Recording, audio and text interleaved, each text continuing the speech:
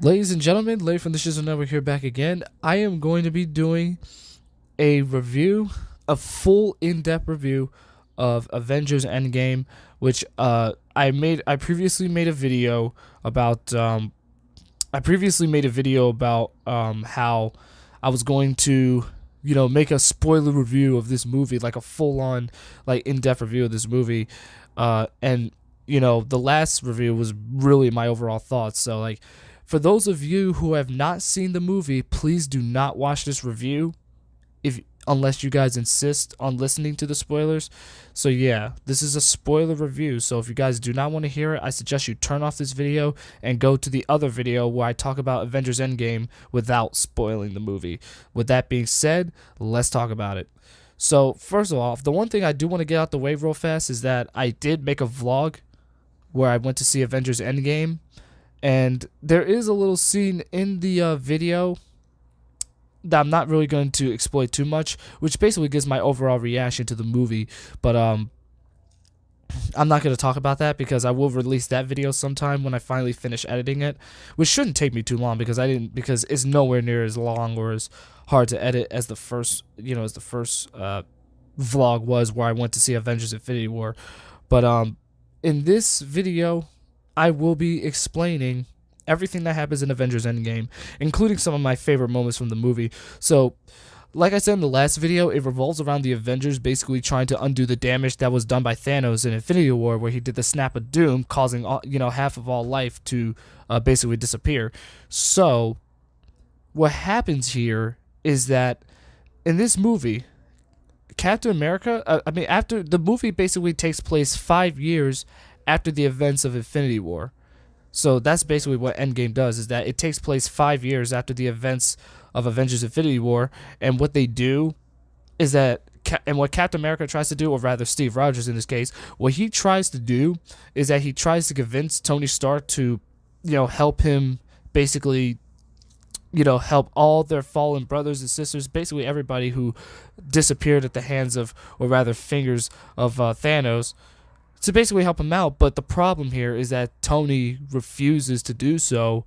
So Steve takes matters into his own hands and assembles the Avengers to do it. But then Tony later on actually follows through. He finally follows through with it and reunites with Captain America. And not just that, but he also gives him back the famous Captain America vibranium shield that he made just for him. And this moment in the movie was one of my favorite moments from the movie, because in a way, it was basically Tony Stark forgiving Steve for everything that happened in Captain America Civil War, when they fought because of what happened with Tony's parents when Bucky killed them. And and you guys remember, if you guys seen Civil War, you guys remember that Captain America helped out Bucky and Tony felt betrayed. And so as a result of that, Steve retired the Captain America name by throwing down the shield and basically becoming his own identity, simply known as Steve Rogers. But in this movie, he finally makes his return as Captain America, which is absolutely amazing, because it was a way of these two finally reconciling over what happened. Now, what happens at the start of the film is actually the biggest surprise, though. If you guys don't want to hear it, don't just turn away. But what happens at the beginning of the movie is that they attack Thanos on on this planet, right? I forget which planet it's called. Basically, they attack Thanos, and Thanos admits that after he used the Infinity Gauntlet not once but twice, that he destroyed the Infinity Stones because he was aware that the energy from the stones was killing him, and so he destroyed them. And this eventually leads to Thor killing Thanos, present day Thanos, by axing him in the head. This was a very shocking moment, because I did not see that coming. At first, I thought it was just done for laughs, but then as the audience kept watching it, we all realized, holy shit, Thor actually killed Thanos within like 10 minutes of the movie actually starting. It was so it was so crazy, and he went for the head, just like Thanos said that he should have gone for when in Infinity War, which I felt like that was a great way to start off the movie, because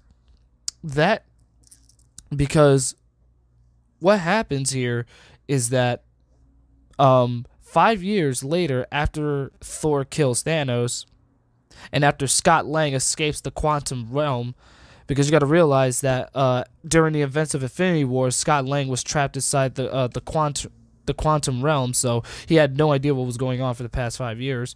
So he does makes his comeback here. So Scott Lang comes up with the idea of using the quantum realm to do time travel, and that's when they all come up, and that's when the Avengers all come up with a plan to go right back in time to stop Thanos from basically doing everything he did in Infinity War, simply by grabbing all the stones before Thanos or any of his men get a hold of them.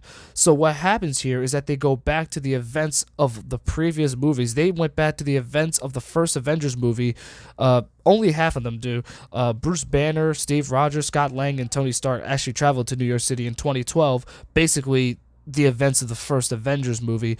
And that's great, because what they do is that they go back to the events of the previous MCU movies, but we witness everything from different perspectives. So we see movies like so we basically see the first Avengers movie, and then we see Guardians of the Galaxy. We also see Thor: The Dark World. It was absolutely amazing. It's amazing how they all go back in time simply by going back to the previous movies that we all previously saw, and it all connects together. So I felt like the fact that they did all of this was already one of the best plot points of the movie, which is that they went back in time to the previous movies to make sure that they got all the stones before Thanos got a hold of him. But here's the problem. The problem here is that if you guys are familiar with Nebula, Gamora's sister, right?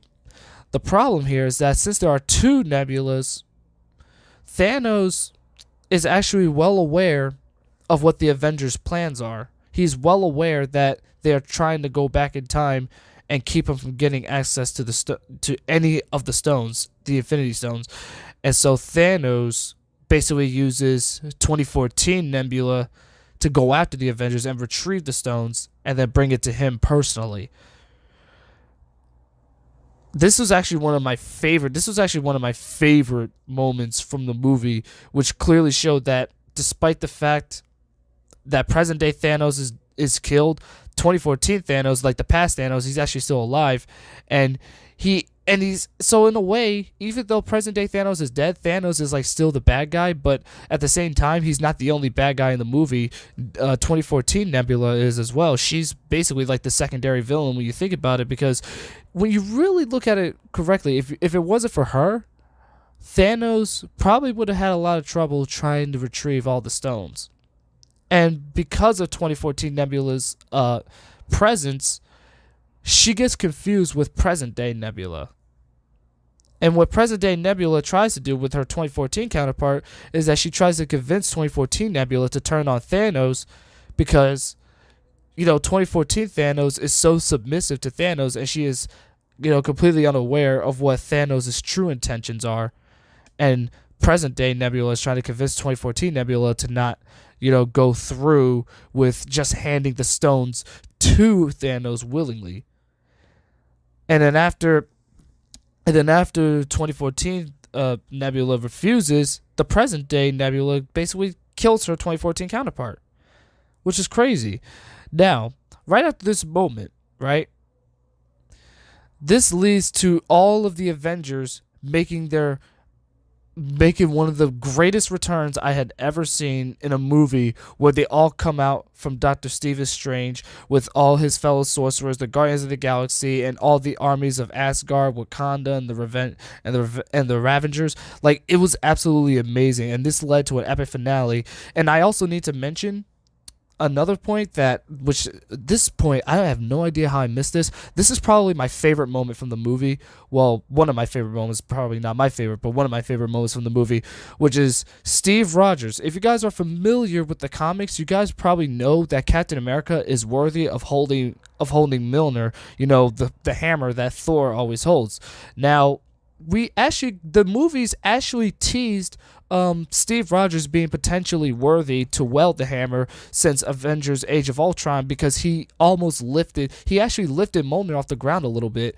But in this movie, he straight up attacked Thanos and had one of the greatest fights in the history of the Marvel movies with Thanos when Steve Rogers proved that he was worthy to wield Mjolnir. And this is one of the greatest moments ever. Like, how can you hate Captain America after this moment?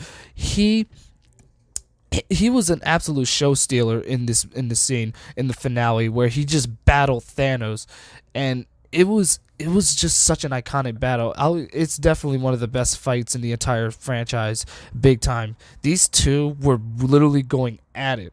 Even though Thanos overpowered Captain America in the end, that still didn't stop him, because Captain America, along with the other Avengers, they all still continued to fight Thanos' armies and everything.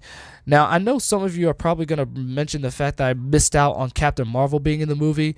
The biggest reason why is because she actually does not make a whole lot of appearances in this movie. In fact, her screen time is actually more limited than I was initially thinking. But I felt like that's what saved this movie in the long run, because a lot of people were probably worried that Endgame was just going to have, Captain Marvel basically just overpower Thanos and then just beat him in the end, and boom, happy ending, yada, yada, yada. But thank God they didn't do that, because I'm pretty sure the Russo brothers were aware that if this were to happen, it would have ruined the whole movie, and they didn't. Instead, what happens is by far the most emotional ending in the entire Marvel Cinematic Universe. If you guys do not want to hear this ending, please turn it off. First off, before I talk about this death, there was actually another death that happened in this movie that I should mention. And I'm going to be mentioning all the deaths, so if you guys don't want to hear it, just turn it off right now. So anyway, there's a scene in the movie where Clint Barker, who is now known as Ronan, if you guys know who Ronan is in the comics, he's essentially basically another version of Clint, basically like an anti-heroic version of himself. He's still, like, he appears as Hawkeye like earlier in the movie, but then he becomes Ronan, where he's basically like killing people after everything that happened in between the 5 years with Thanos wiping out his family and everything, and essentially he's very broken, like emotionally and everything. But what happens here is that when they go to try to retrieve the Soul Stone so that way Thanos doesn't end up killing Gamora, what happens is that they try to get the stone, but there's no other way they can do it. One of those two have to die. It's basically Ronan and Black Widow. One of those two has to die in order to get the Soul Stone. This basically leads to both Clint and Natasha basically, trying to. Basically, one of them are trying to like throw themselves over the cliff so that way they could get the Soul Stone. What Clint tries to do is that he tries to kill himself so that way Natasha can get the Soul Stone. But what happens is that Natasha ends up sacrificing her life so that way Clint could get the Soul Stone. But the problem here is that Clint did not want to let go of her to drop her to the ground, to kill her, because, he cares about her so much. But she insisted, and she threw herself off, and she ends up dying. So basically, Black Widow dies. And I am not okay with this death, but I'm not here to talk about the deaths entirely right now, because that's I can make a whole different video talking about these, talking about her death and all that. But that's not the only death that happens. Probably the most emotional death in the entire movie definitely goes to one famous character that I'm about to address, and he is, in my opinion, he's not only one of the greatest Marvel characters of all time, but he was the person who pretty much started the whole MCU. And you guys already know who I'm talking about, so yeah, like I said, this is a spoiler review, so I don't really care how much hints I'm giving anyway. So, at the end of the movie, Thanos gets a hold of the Infinity Gauntlet and tries to snap his fingers again to wipe out all life. Because this time, after what happened with the Avengers, trying to undo the damage they've done, Thanos believes that because of the stubbornness of the human race, he feels like the best way to kill the entire human race is to just snap his fingers again, but this time eliminate all life on Earth. However, as he tries to snap his fingers, the gauntlet doesn't work. Iron Man does the biggest surprise of the movie, where he obtains all 5 of the gems, and he actually does the snap to restore everything back to normal. And he has his final words or final phrase where he says, "I am Iron Man." He snaps his fingers, and everything goes right back to normal, but at the cost of his life. I am not even kidding. You see, in the entire movie, there were like, you know, there was two characters, and one of them was the Hulk. Actually, the Hulk actually tried to use the Infinity Gauntlet to snap everything back to normal, right? But the problem is that the energy from the stones are way too powerful for one normal being to handle, which is actually the biggest reason why Thanos destroyed the gems in the first place, because he actually did say that the gems nearly killed him, which is why he was injured when the Avengers encountered present day Thanos at the very beginning of the movie. So here, Iron Man uses the gauntlets to change everything back to normal, but at the cost of his life. So Iron Man dies at the end of the movie to a very tragic death, with his final words being, "I am Iron Man." Right after that, not only did the crowd at the theater that I was watching at all gave a huge standing ovation to that one line, but the entire audience was crying. Like, I'm not even kidding. And I was one of the few fans that was actually crying when this happened, because I thought to myself, no, there's no way they're gonna follow through with Iron Man actually dying, but they did. In a way, his death makes perfect sense because Robert Downey Jr.'s contract went up. So, and not only that, but you got to also take into account that Robert Downey Jr. is getting a lot older now. Like, I believe he's I think he's like 54 or something right now. So yeah, he's already he's basically done now, like, as Iron Man. But I mean, Robert Downey Jr. is still gonna be an actor regardless. He's still gonna be in a ton of movies in the future. It's just that him as Iron Man, he's done because his contract went up. But yeah, his death. I'll even go as far to say his death is right up there with Logan. I can't say which death was sadder, because both deaths were equally sad. Because first of all, a lot of people grew up on Logan, and when they saw Logan die in the arms of his daughter, that was incredibly heart-wrenching. Essentially, it's the same thing here, where Tony Stark literally dies in the arms of his wife and in front of the people that love him very much. Like, for example, Peter Parker. Peter Parker was breaking down hard upon seeing his mentor literally dying right in front of him, and it's just a very emotional ending. But you know what? It was the right ending. Honestly, it was the perfect way, in my opinion. Iron Man's death was the perfect way to end Endgame. Because after all these years, 11 years of this story being told, they brought it to a final conclusion with a very famous character getting killed off. And I felt like if Iron Man did not die in this movie, it definitely would not have the impact it does right now. And like I said about Captain Marvel stealing the spotlight, imagine if Captain Marvel did that. If Captain Marvel stole the spotlight and killed Thanos, let's be real, Iron Man wouldn't be dead. But you know what? I'm perfectly fine. I'm perfectly content. It actually took me hours to get over this death, but in the end, I felt like Iron Man dying was the right way to go. Honestly, it was definitely the right way to go. So in the end, at the end of the movie, Thor. Oh, and by the way, I almost forgot about Thor. Thor is one of the funniest characters in the movie. Him and the Hulk. Thor actually becomes like a whole drunken mess, and he's all overweight and everything, and he produces one of the funniest moments in the movie. But he actually still does a lot of fighting in it too. I still don't like how they treated Thor in the movie, but he was still funny regardless. So at the end of the movie, Thor appoints Valkyrie as the new king, as the new king, or I guess queen, whichever you could call her, of the new Asgard. And Thor ends up joining the Guardians of the Galaxy, which I think is amazing. Steve Rogers, on the other hand, now you guys might be wondering, does Captain America die in the movie? Nope. They did something even better for him. What they did is that Steve Rogers returns the Infinity Stones and Mjolnir back to their original places in time, after Hulk basically tells them that it will basically cause like a whole, time conjunction, if that makes sense. So what happens is that Rogers chooses, like, when the Hulk tries to bring him back in time, right? Steve is nowhere to be found. What happens here is that Falcon, or Sam, or what's his name? Sam Wilson. Yeah. Sam actually sees an old man sitting by the river, which is revealed to be an elderly Steve Rogers.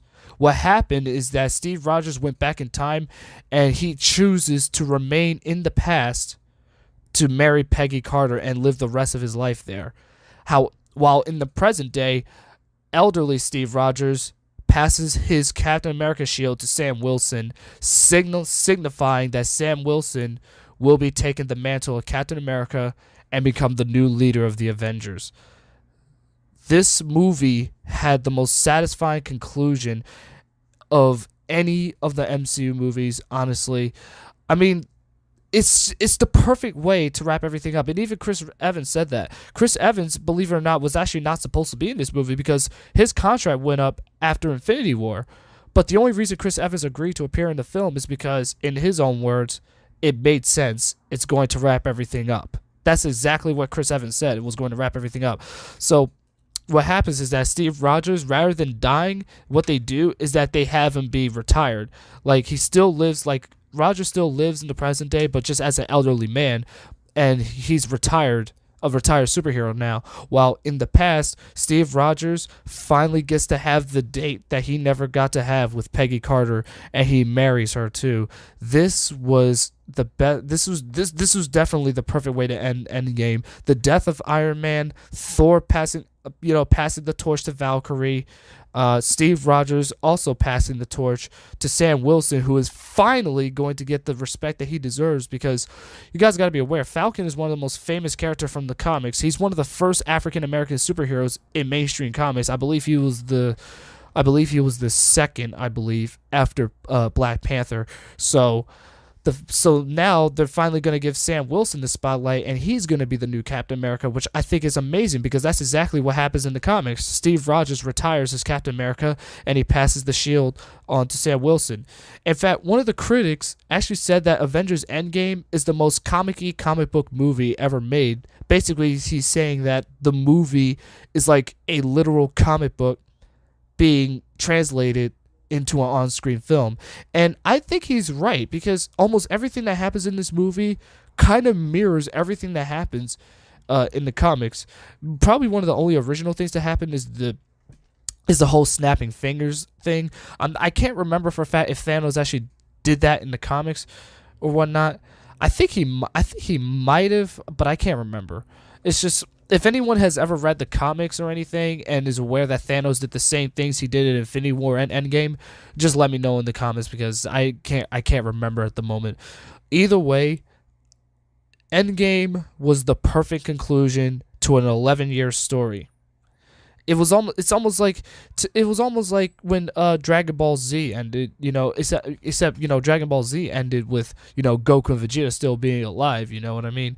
But the entire Earth was still safe and everything, and then the new generation of fighters started coming in. But what does Dragon Ball have to do with Avengers Endgame? I have absolutely no idea. I'm just saying, how don't you know how there's a lot of series that go on for a long time because it's a long story to tell? It's almost the same thing with Game of Thrones. Game of Thrones also had like a long story to tell, and it's finally coming to an end. Same thing with the Avengers, specifically the Infinity Saga. So the one thing that remains certain is that even though this is the final movie of the Infinity Saga, it is not the end of the MCU. In my opinion, it's just only the start of a new beginning, in my opinion. Because like I said, how the movie ends is that all of the original classic characters are either dead or retired, or they're going to come back, but with a much larger role. So essentially, they're basically saying that there's going to be more to come. With Sam Wilson now being the new Captain America, Steve Rogers being retired, Iron Man being dead, Black Widow being dead, and all that, all this means is that it's just the start of a new beginning. And I feel like this was just the greatest way. I know I keep saying this a lot, but what else can you say about Endgame? It's the perfect finale. Perfect 11-year finale. period. I highly recommend watching this movie to anybody who still wants to get the experience out, which kind of sucks because when you hear everything that happens in the movie, it kind of ruins the experience for you. But there are some people who still don't mind hearing what goes on in the movie and then watching it for themselves. So like for those of you who already heard what happened, I would still watch this movie. You are not going to regret it. It really is the most emotional MCU movie of all the MCU movies, in my personal opinion. Is it the greatest MCU movie ever made? That's debatable. That's debatable. It's only a matter of opinion, really. Now, in my own opinion, Endgame, in terms of the story, is actually the best MCU movie. However, in terms of the overall impact on not just the superhero film genre in general, but on movies in general, that still goes to the first Avengers movie. Like, in my opinion, the first Avengers movie is still the greatest MCU movie of all time, simply because of not only of what impact it had on the superhero films, but also because of the impact it had on the entire film industry in general. Because it was one of the first. It was the first ever superhero movie to actually cross over multiple superheroes into one movie, and we've never seen anything like that, especially on the big screen and everything. So it had a major impact on superhero films and the entire film industry as a whole. So I still think that was the greatest, but I would say Endgame would probably be second best in my opinion, simply because it wrapped everything up and it was just a satisfying conclusion to the 11-year story.